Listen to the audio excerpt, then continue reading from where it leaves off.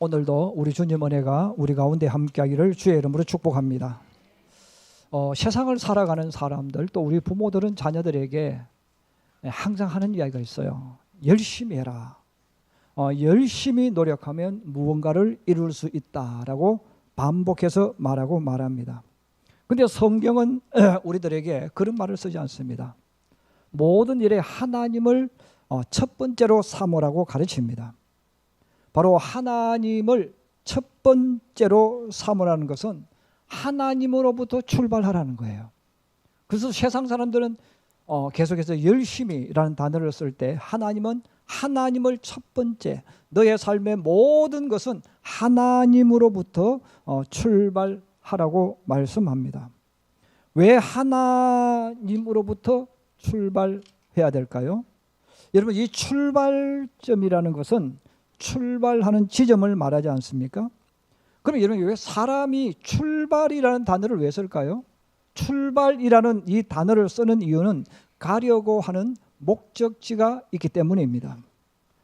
내가 가려고 하는 목적지가 있다면 반드시 그 목적지로 갈 수 있는 출발점에 서 있어야 합니다. 그래서 모든 운동선수는 목표 지점이 있어요. 그래서 그들은 항상 출발점에서 서 있고 출발점에서 출발하죠. 그렇다면 세상 모든 사람들이 가는 목적지, 또 세상 모든 사람이 꿈꾸는 목적지는 어디입니까? 성공하고 출세하는 거예요. 그러므로 모든 사람들이 다양한 방법으로 표현할지는 몰라도 그들의 마지막 목적지는 성공하고 출세하는 것입니다. 공부를 열심히 하는 것, 학원에 열심히 달리는 이유, 열심히 일하는 이유, 그 모든 것이 뭡니까? 성공하고 출세하기 위한 거예요. 여러분, 그러면 성공과 출세라는 단어가 우리에게 너무 힘들다, 너무 크다 이렇게 말하면 우리가 현실적으로 할 수 있는 대답이 뭡니까? 좋은 직장에 취직하는 거예요. 그 좋은 직장에 취직해서 다른 사람보다 더 좋은 월급을 받고 환경 속에서 살아가는 것이죠. 자, 그럼에도 불구하고 성경은 우리들에게 성공과 출세라는 말을 쓰잖아요. 성경은 믿는 사람들에게 너 성공해야 돼, 너 출세해야 돼, 이런 단어를 쓰지 않습니다. 성경에서 우리들에게 알려주는 단어는 길을 이야기해요. 복이 있는 길로 가라. 저주가 있는 길이 있다. 그 길로 가지 마라. 생명이 있는 길이 있다. 그 길로 가라. 화가 있는 그 길, 심판이 있는 길로 가지 마라고 이야기합니다. 결국 성경은 우리들에게 이 세상에는 우리가 사는 삶 속에는 성공과 출세가 없다는 거예요. 그럼 우리가 가는 이 인생길, 태어나서 죽을 때까지 우리가 걸어가는 그 모든 것은 성공과 출세라는 목적지가 없고 우리의 모든 삶은 지나가는 과정이라는 거예요. 그럼 이런 길이라는 것은 연결되어 있지 않습니까? 그래서 성경은 우리들에게 복이 있는 길로 가라는 거예요. 그러므로 우리가 성경대로 생각하면 참 쉬워요. 여러분, 복 받으려면 어떻게 해야 될까? 많은 사람들이 책을 써요. 참 저도 성공과 출세에 대한 교재, 또 어떻게 하면 행복하게 살까에 대한 책들을 수백 권 봤습니다. 그런데 그 많은 책들 속에 많은 본인이 하는데 본인을 가지 못해요. 본인도 가보지 않았어요. 다른 사람이 쓴 책을 가지고 인용하고 또 다른 사람이 하는 말을 듣고 하는 거예요. 그런데 어느 누구도 성공과 출세가 무언가를 이야기를 하지 못해요. 오히려 성경은 우리들에게 확고하게 답을 주는 거예요. 복이 있는 길로 가라. 결국은 복을 받는 사람, 복을 만나는 사람, 복을 얻는 사람 누굽니까? 복이 있는 길로 가면 돼요. 여러분, 망하는 사람도 간단해요. 여러분, 망하는 방법 어떻게 하면 망하느냐? 망하는 길로 걸어가면 저절로 망하게 돼 있어요. 우리가 이 땅에 사는 동안 바로 하나님이 우리들에게 성공과 출세를 말씀하지 않고 성도들에게 원하는 거예요. 너희는 복 있는 길로 가라. 근데 너희 앞에는 복이 있는 길도 있지만 저주가 있는 길이 있다는 거예요. 너가 아무리 노력하고 너가 아무리 열심히 해도 너희 앞에 저주가 있고 심판이 있고 죽음이 있는 길이 있다는 거예요. 하나님은 그 길로 가지 말게 하시는 거예요. 하나님은 준비해 놓으신 가나안 땅을 앞에 놓고 말씀하는 겁니다. 너희는 가나안 땅으로 가야 된다. 하나님은 너희를 위해서 가나안 땅으로 가기를 원하신다. 그리고 부르시고 택해 주신 거예요. 자, 그런데 교회 나와서 예배를 드리고 찬송을 하고 본인 나름대로 신앙 고백을 하고 나는 하나님을 열심히 믿는다고 하는 사람들 중에도 여러분 가나안 땅으로 못 가는 사람이 너무 많아요. 교회 나와서 하나님을 믿으면서 복 있는 길로 걸어가지 못하는 사람이 너무 많습니다. 반대로 말하면 저주가 있는 길로 걸어가는 거예요. 심판이 있는 길로, 화가 있는 그 길로 걸어가는 거예요. 그런데 본인은 그걸 모르는 거예요. 우리가 이 땅에 사는 동안 내가 서 있는 출발점이 어디인가, 이게 중요한 거, 이유가 바로 거기 있어요. 그러면 내가 서 있는 출발점이 잘못되면 내가 아무리 걸어가려고 해도 한번 들어오면 나갈 수가 없습니다. 여러분, 그래서 고속도로가 참 좋은 도로인데 고속도로의 단점이 있어요. 그게 뭡니까? 들어가면 못 나와. 고속도로는요 너무너무 좋고 빨리 갈 수 있고 많은 사람이 들어갈 수 있지만 고속도로는 들어가면 뒤로 올 수 있는 길이 없어요. 중간에 다 막아 놓아서 옆으로 빠져나올 수도 없어요. 자, 그러므로 우리가 이 땅에 사는 동안 우리가 길을 잘못 들어가면 우리도 모르게, 나도 모르게 돌아오기가 어려운 것이죠. 자, 그러면 왜 교회를 다니고 자기 나름대로 열심히 예수를 믿는데도 불구하고 저주를 받는 길을 걸어갈까? 왜 내가 복이 있는 길로 가지 못하고 내 자식들까지도 그렇게 되도록 만드는 그 길을 왜 걸어갈까? 성경은 우리에게 그것을 오늘 예레미야를 통해서 말씀해 줍니다. 자, 그렇다면 오늘 저는 여러분들에게 왜 예수 믿는 사람들이 복된 길로 가야 되는데 복된 길로 가지 못하는 사람이 많은지에 대해서 먼저 말씀드리려고 합니다. 첫 번째입니다. 우리 한번 같이 읽어봅니다. 시작. 하나님이 보낸 예언자와 관계가 잘못되어졌기 때문이다.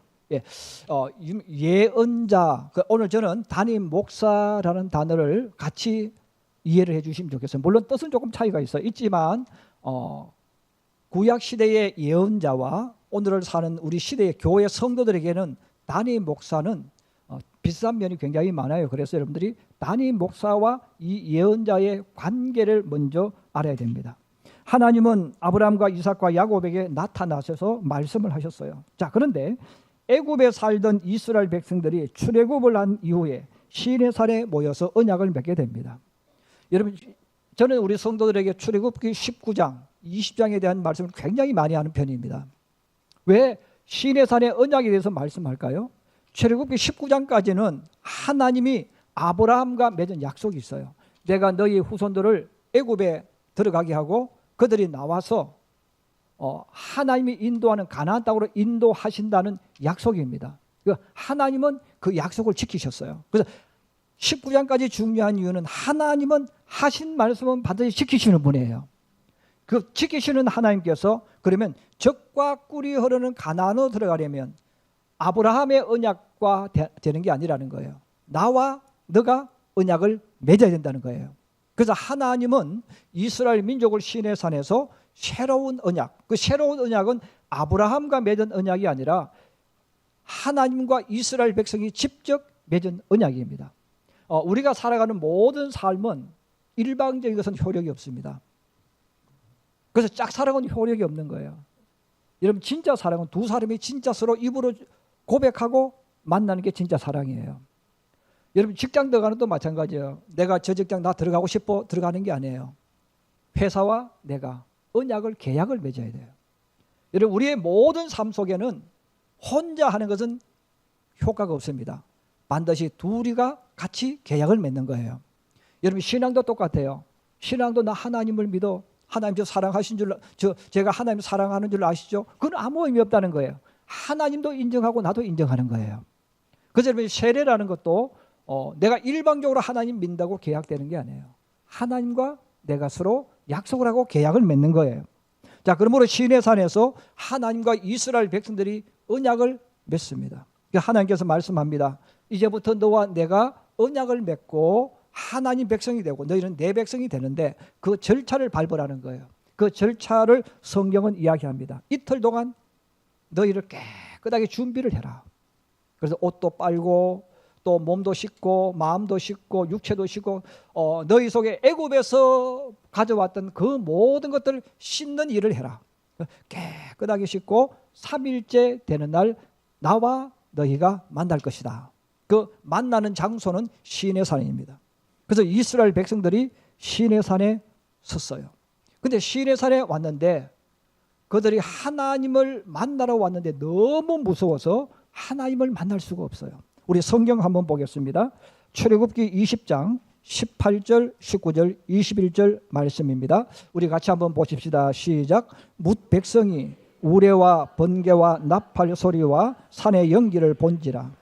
그들이 볼 때에 떨며 멀리 서서 모세에게 이르되 당신이 우리에게 말씀하소서 우리가 들으리이다. 하나님이 우리에게 말씀하시지 말게 하소서 우리가 죽을까 하나이다. 백성은 멀리 서 있고 모세는 하나님이 계신 흑암으로 가까이 가니라. 자, 여기 보면 이스라엘 백성이 주님을 만나러 왔는데 그들이 하나님을 만나러 시내산에 딱 왔는데 갑자기 자욱한 안개가 그들이 서 있는 곳으로 밀려오기 시작합니다. 그냥 안개가 아니에요. 흑암이라 그랬어요. 앞이 보이지 않는 그 안개가 이스라엘 백성들이 서 있는 곳으로 온 거예요. 그건 앞이 보이지 않습니다. 여러분, 우리가 안개 속에 들어갔을 때 내 앞에 아무것도 보이지 아니할 때 우리 두려움이 와요. 공포가 오는 거예요.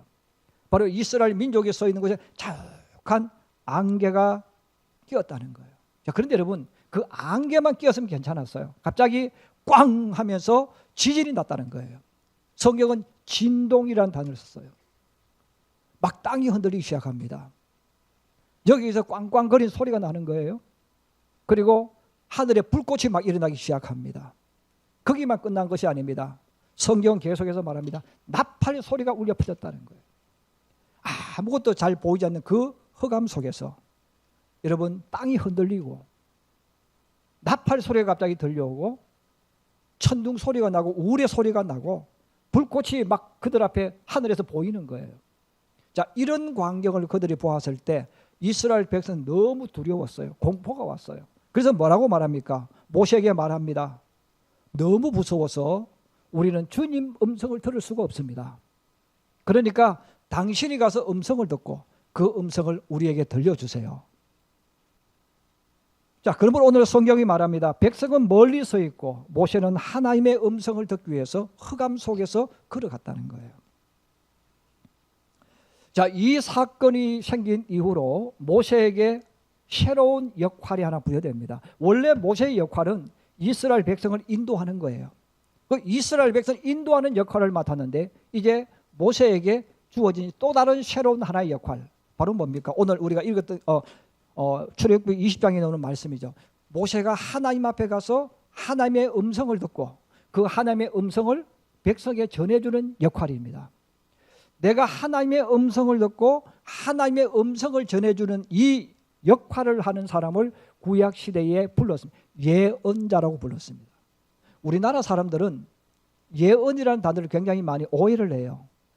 왜냐하면 우리나라 사람은 무속적인 사고를 가지고 있어서 예언이라고 말하면 막 내가 앞날에 대해서 막 뭔가를 말하는 것을 예언이라고 생각하는데 여러분, 그 성경에서 말하는 예언이라는 말은 무슨 뜻이냐면 하나님이 하시는 말씀을 모세가 받아가지고 가슴에 품고 있다가 그 품고 있는 그 말씀을 와서 사람들에게 전해주는 말씀, 이게 예언입니다.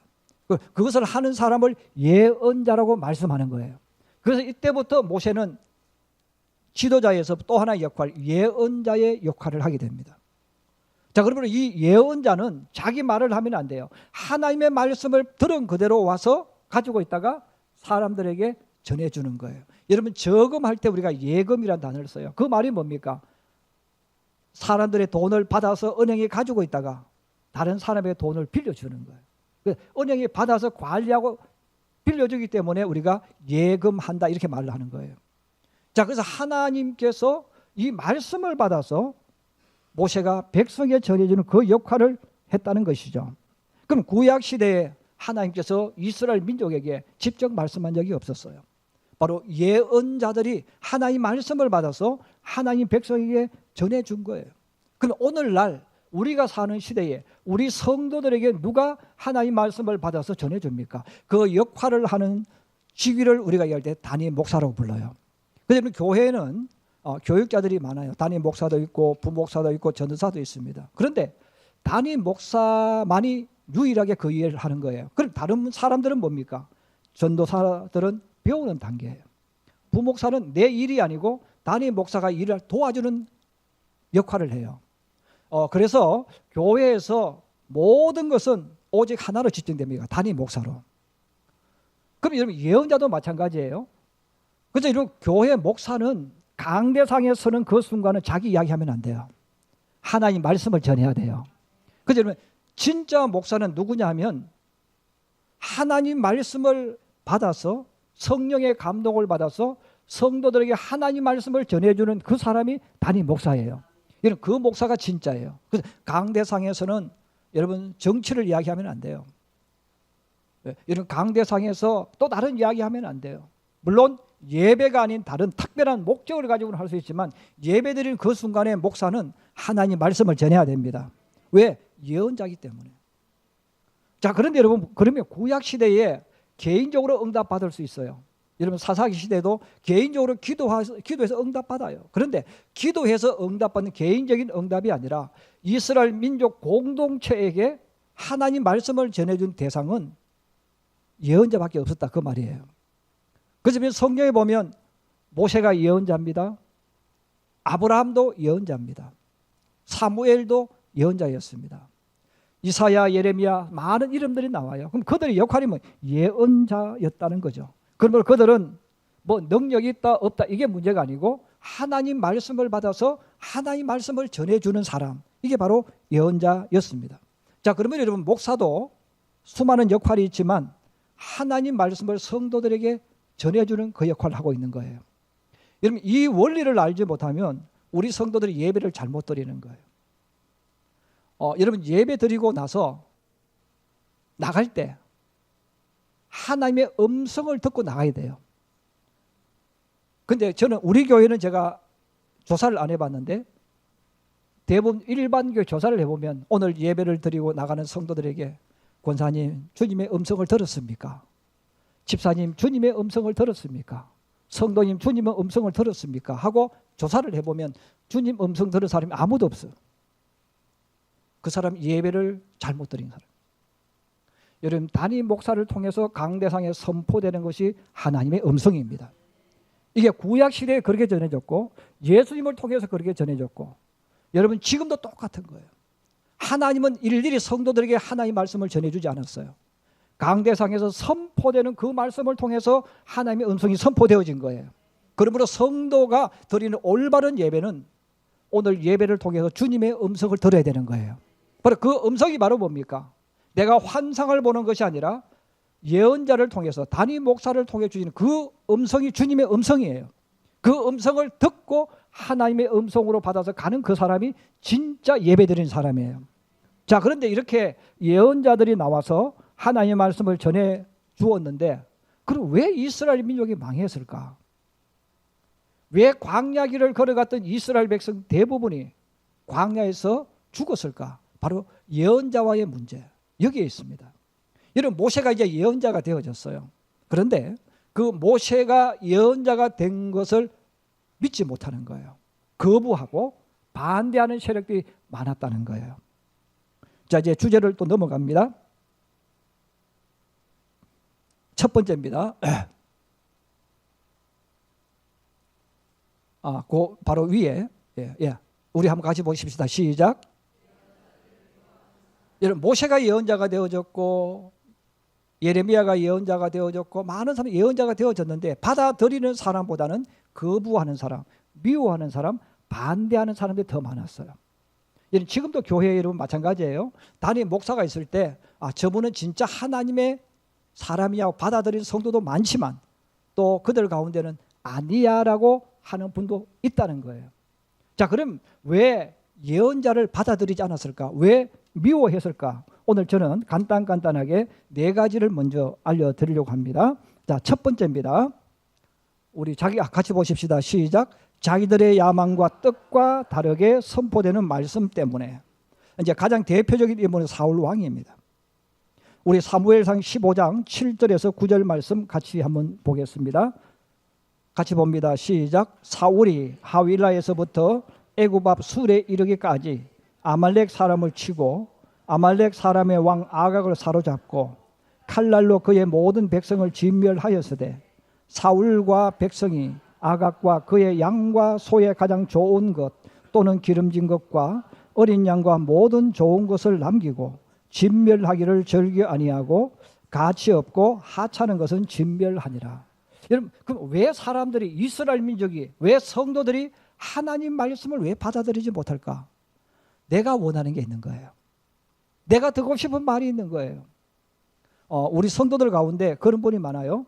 목사님 오늘 은혜 많이 받았습니다. 근데 여러분, 그분이 은혜 많이 받았다는 말은 목사님이 오늘 내가 생각하는 것하고 똑같은 것을 했다, 그 뜻입니다.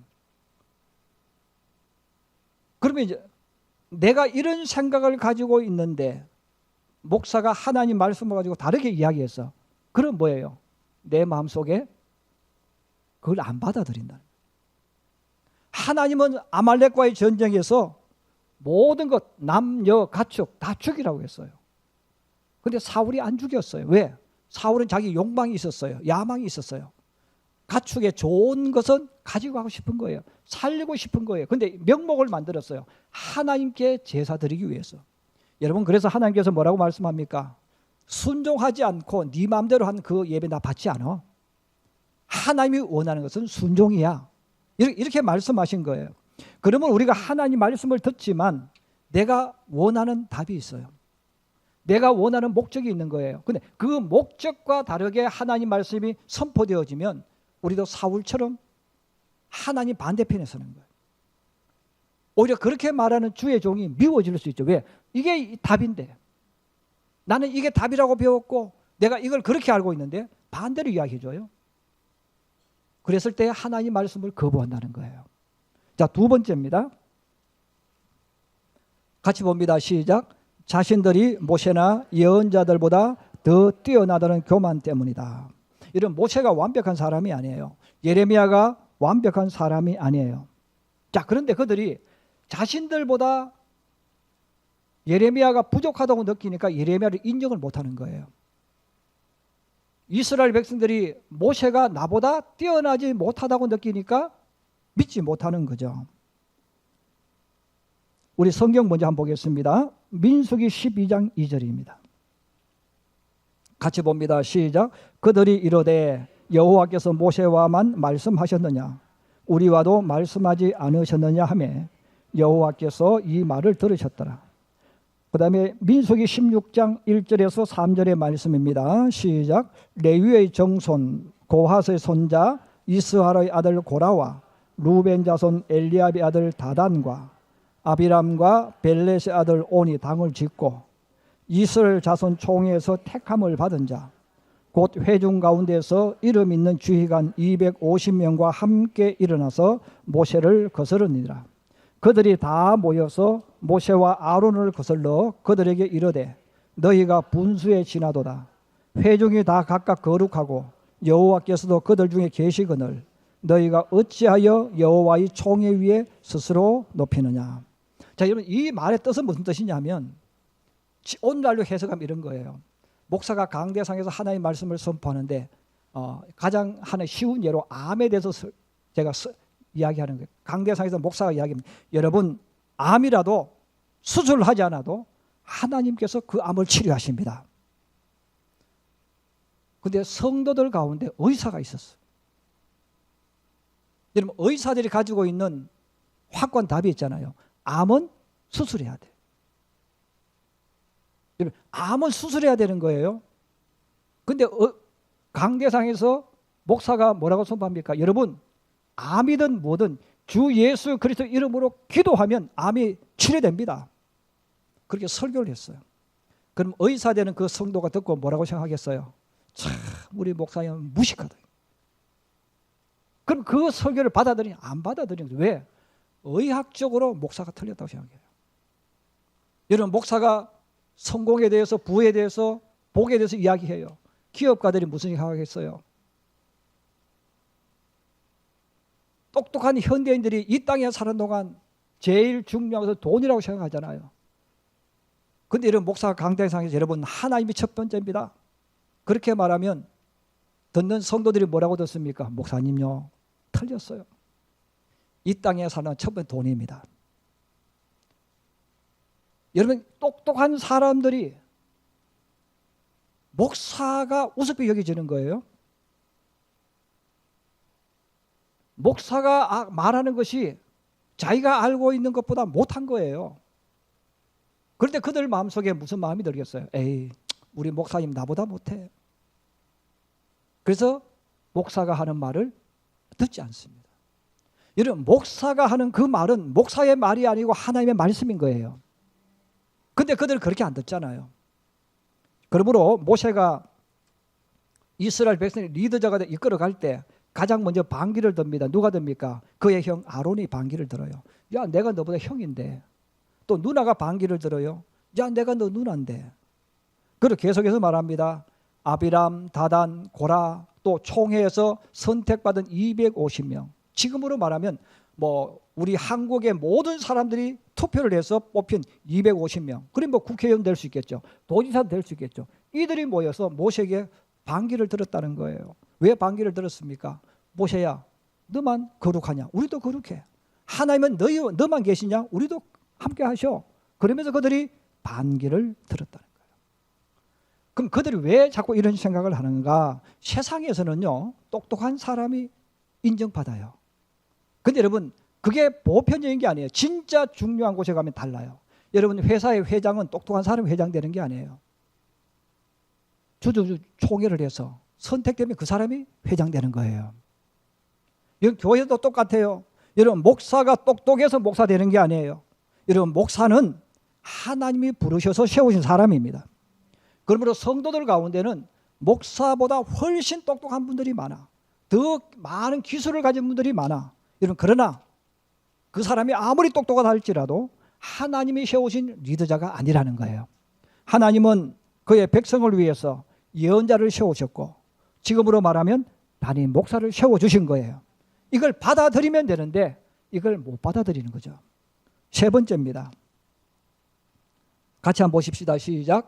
가짜 예언자들이 자신들도 하나님의 계시 받는 사람들이라고 선동했기 때문이다. 자, 이것은 사실 첫 번째와 좀 비슷한 내용인데 나름대로 영적으로 신앙생활하고 또 내가 지도자를 하게 되어지면 다른 사람이 나보다 앞서고 인기 있으면 그게 싫은 거예요. 그래서 그들을 쫓아내기 위해서 그 자리를 빼앗기 위해서 선동을 많이 합니다. 바로 예레미야가 하나님 말씀을 전했어요.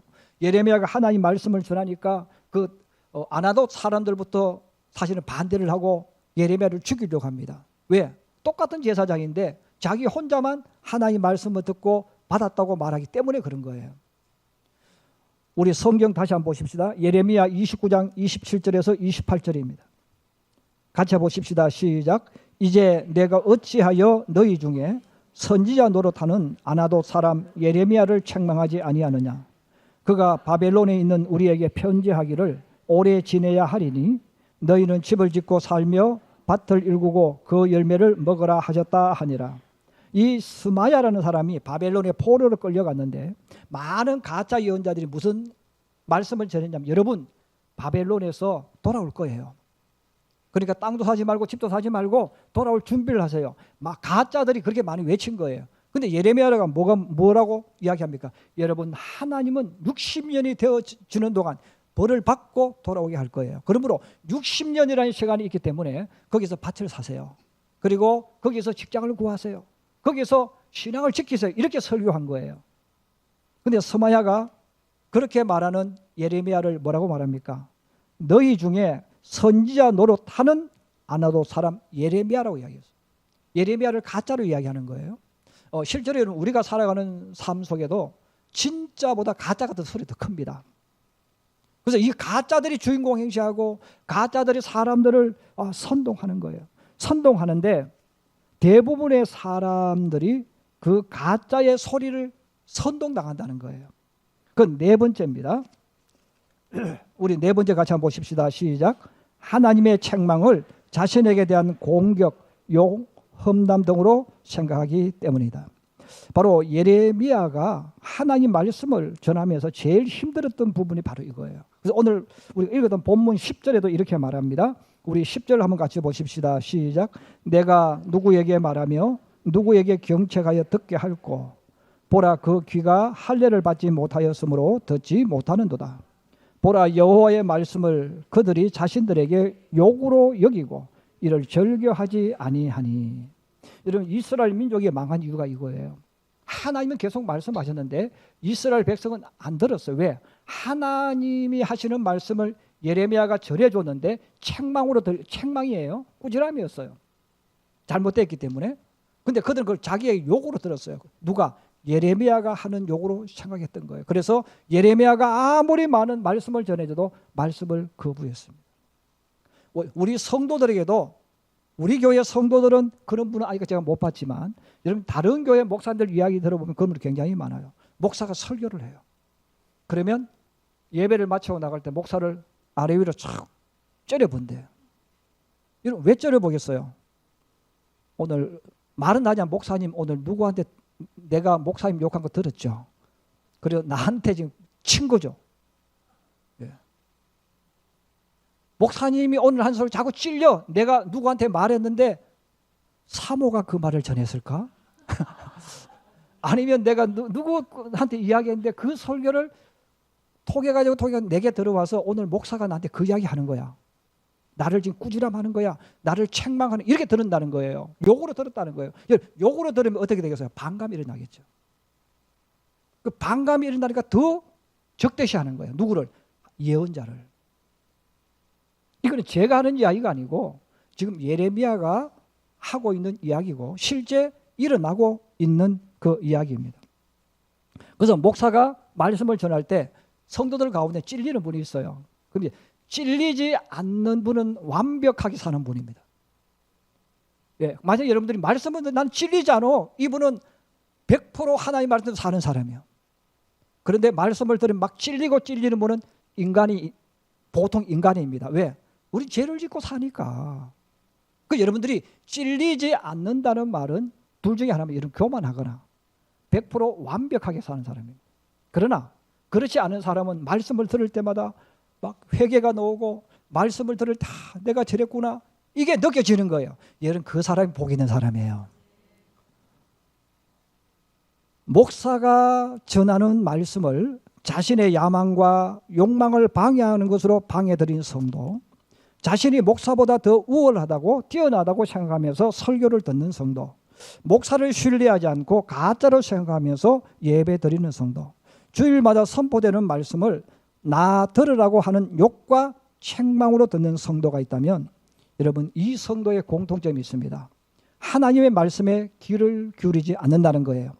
세상에서 제일 불행한 성도는 하나님이 세운 담임 목사를 하나님이 세운 사람으로 믿지 못하고 신뢰하지 못하고 예배를 드리는 사람입니다.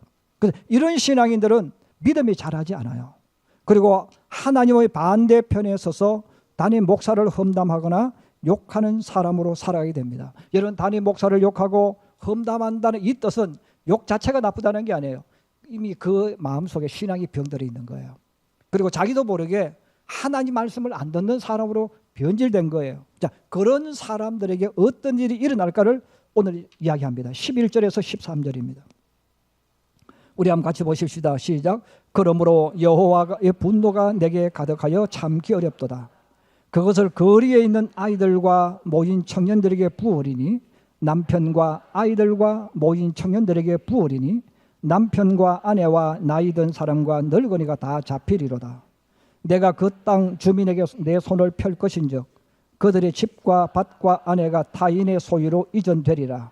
여호와의 말씀이니라. 정말 무슨 말씀입니다. 하나님께서 뭐라고 말씀합니까? 내가 내 종을 통해서 너에게 하나님의 말씀을 전해주는데 듣지 않았다는 거예요. 계속 경고를 해요.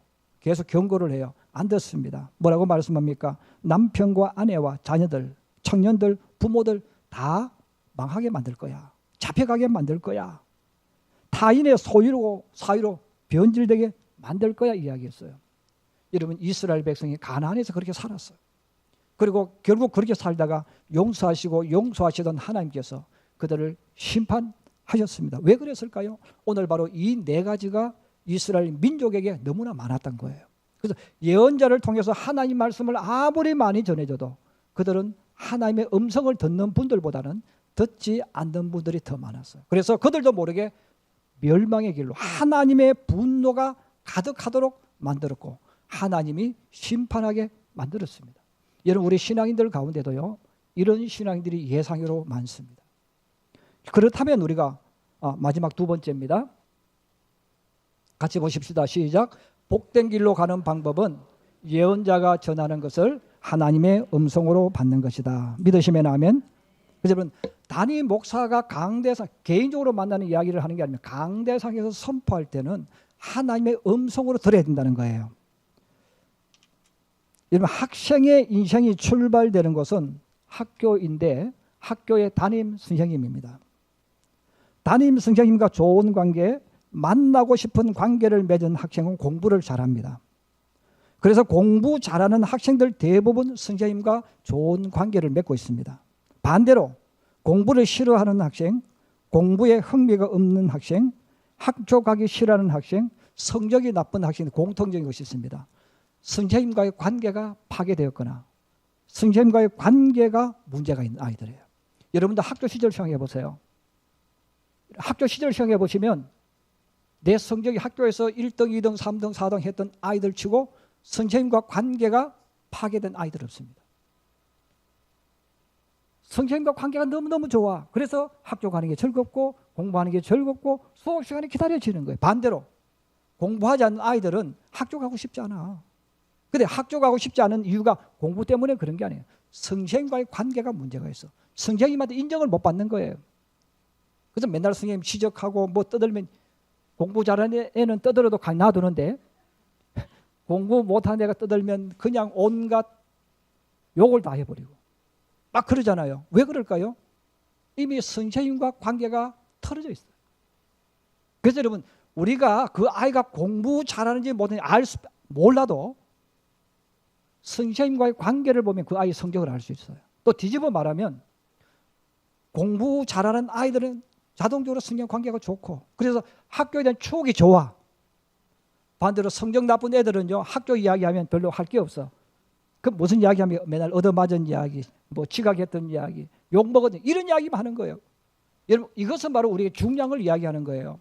학생이 학교에 가서 공부 잘할 수도 있고 못할 수 있는데 그 출발점이 어디냐? 선생님과의 관계부터 출발된다는 거예요. 여러분, 성도가 복 받는 길로 가는 출발점은 바로 담임 목사와의 관계입니다. 바로 예언자와의 관계예요. 자, 그러므로 우리 성도들이 담임 목사를 좋아해야 되는데 어떻게 생각해야 되느냐면 어떤 상황과 일이 있다 해도 우리 목사님은 나를 사랑하신다. 한번 따라해요. 우리 목사님은 나를 사랑하신다. 여러분, 이 생각을 가져야 돼요. 예를 들어서 여러분, 제가 여러분 만났는데 제가 여러분을 본 척도 하지 않았어요. 아, 우리 목사님 나를 너무너무 사랑하시는구나. 예. 제가 그 사람과 시선을 마주치지 않더라도 스스로 어떻게 해야 되냐면 아, 우리 목사님 나를 너무너무 사랑하셔. 그 내가 가서 인사하는 거예요. 목사가 저쪽으로 쳐다보고서 앞에 가서 목사님 안녕하세요. 왜 그렇습니까? 신앙의 출발점은 예언자와의 관계에서 가는 거예요. 그래서 이 원리를 알지 못하면 안 된다는 거예요. 또 우리 목사님은 나를 도와주고 나의 편이 되어주는 분이라는 확신을 가져야 합니다. 여러분, 담임 목사를 좋아하는 방법은 딱 한 가지입니다. 하나님의 목사를, 하나님의 말씀을 대언해주는 대언자이기 때문에 내가 좋아하는 거예요. 자, 여러분, 이런 생각 가지고 설교를 들으면 은혜가 돼. 반대로 담임 목사에 대해서 나쁜 선입견, 나쁜 소문이나 편견을 가졌거나 들었다면 그 사람은 신앙이 후퇴하거나 병듭니다. 그래서 여러분, 예수를 믿으면서 제일 불쌍한 사람이 누구냐면 담임 목사에 대한 나쁜 선입견, 또 나쁜 편견을 내가 가지면 나도 모르게 담임 목사에 대해서 적개심을 가져. 저는 여러분들에게 집에서 자녀들 앞에서 부부들이라도 절대로 교회에 대한 욕을 하지 말라는 거예요. 여러분들이 밥을 먹든 어떤 일하든 교인들과 서로 싸웠더라도 여러분들이 만약에 우리 목사님, 우리 장로님, 우리 권사님, 우리 안수집사님, 우리 구역장님, 권사님 누가 나에게 이렇게 했다. 이 말을 딱 하는 순간 그 자녀들, 그 말을 듣는 사람은 머릿속에 편견을 가집니다. 나쁜 선입견을 가지는 거예요. 그러면 어떻게 생각하겠어요? 목사님 쳐다볼 때마다 아래 위로 쳐다보겠죠. 장로님 볼 때마다 어떤 생각하겠어요? 나쁜 장로님을 받아들이는 거예요. 그럼 그 신앙은 보지 않아도 병들게 돼 있어요. 여러분들의 자녀가 병든 이유 중에 하나가 뭐냐면 자기도 모르게 교회에서 누구를 나쁘다고 이야기하는 거예요. 그러면 그 말을 들은 그 사람은 나쁜 선입견, 나쁜 편견을 가지고 있는 거예요. 자, 그러면 우리 성도들은 만약 여러분들에게 담임 목사에 대해서 나쁜 말을 하거나 흉보는 말을 하는 사람, 욕하는 사람이 있다면 여러분 그 사람과는 단절해야 됩니다. 왜? 그 사람은 가장 나쁜 사탄입니다. 그 사람은 나의 신앙을 파괴시키고 하나님의 음성을 듣지 못하게 만든 악한 존재입니다. 또 나로 하여금 저주가 있는 길, 심판이 있는 길로 가게 만드는 사람이에요. 그래서 여러분들이 담임 목사가 좋으냐 나쁘냐 그건 중요한 게 아니에요. 누군가가 여러분에게 와서 담임 목사를 욕하거나 담임 목사 나쁘게 이야기하는 그 순간, 여러분 듣는 그 순간 그 사람 신앙이 어떻게 됩니까? 병들어요. 파괴되는 거예요. 그러면 설교를 듣겠습니까? 안 듣죠. 병드는 거 시간 문제입니다. 유다 왕국을 멸망의 길로 이끄던 지도자들이 예레미야를 매국노로 편견을 만들었습니다. 그래 아무도 예레미야의 말 안 들었어요. 고라와 다단과 아비람 같은 사람들이 모세를 나쁜 지도자로 만들었어요. 그럼 모세 말을 안 들었어요. 어떻게 됩니까? 광야에서 다 죽었어요. 예레미야를 인정하지 않았던 사람들이 다 바벨론에 죽거나 벌받고 심판의 길로 갔습니다. 이제 마지막 말씀의 결론입니다. 저주받는 길로 가기를 원합니까? 믿음과 신앙이 병들고 후퇴하기를 원합니까? 하나님이 미워하는 사람, 심판하는 사람 되기를 원합니까? 그러면 담임 목사를 욕하세요. 미워하고 멀리하세요. 자동으로 저주가 올 거예요. 이런 복받는 길로 가기를 원합니까? 하나님의 음성 듣기를 원합니까? 내가 가는 길이 형통하고 아름답기를 원합니까? 담임 목사를 하나님이 보내주신 예언자인 줄을 믿고 사랑하며 가까이 하시기 바랍니다. 망하는 길로 가는 출발점은 담임 목사를 예언자를 멀리하고 욕하는 것입니다. 복이 오는 길로 가는 출발점은 담임 목사를 사랑하고 신뢰하며 가까이 하는 겁니다. 바로 성경이 우리에게 알려준 출발점을 말합니다. 그러므로 여러분들이 이 예레미야와 민족을 향하고 나와 내 신앙을 향하기 위해서 내가 믿음의 길을 걸어갈 때 제일 중요한 게 뭘까? 출발점이 무엇일까? 그걸 기억하셔서 여러분 평생토록 이것을 기억하고 그 위에서 여러분의 삶을 믿음을 만들어가는 우리 성도들이 되기를 주의 이름으로 축복합니다.